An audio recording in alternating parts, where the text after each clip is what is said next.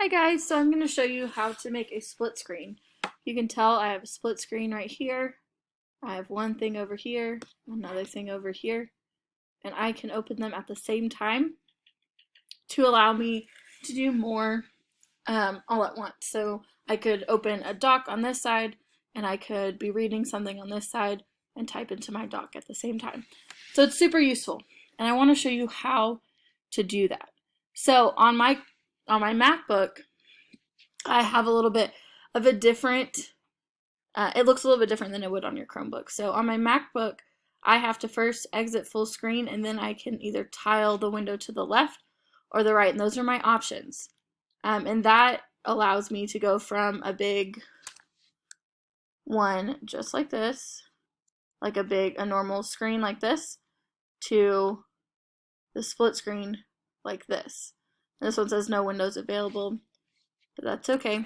You have to have two windows or apps available to do the split screen effectively. And on your Chromebook, you have a couple ways to do it. So I'm going to show you on this little guy some pictures. So the first thing you can do is you can click using the title bar, which is that top part of your web page or whatever you have open, and you can make it a little bit smaller. So I would go and I would do on mine, make it smaller, and then I would drag it to one side of the screen. And on the Chromebook, what happens is it starts to turn gray on one side, and if you do that, then and you click it and you let it go, then it will get bigger on that side, and it will be on that side for your split screen. And then you would just do the same thing on the other side. Another way, which I think is a little bit easier to do, is you click that maximize button. So just like I did, my maximize button, and you click it, which is the plus sign for you guys. You click it and you hold on it. You don't let go. You click it and you hold on it. And then what pops up is something that looks like this. And that's kind of similar to what I have, where I can choose the left or the right of my screen. But you just have some arrows. So you have left or right. And you just click the arrow and you click left or right.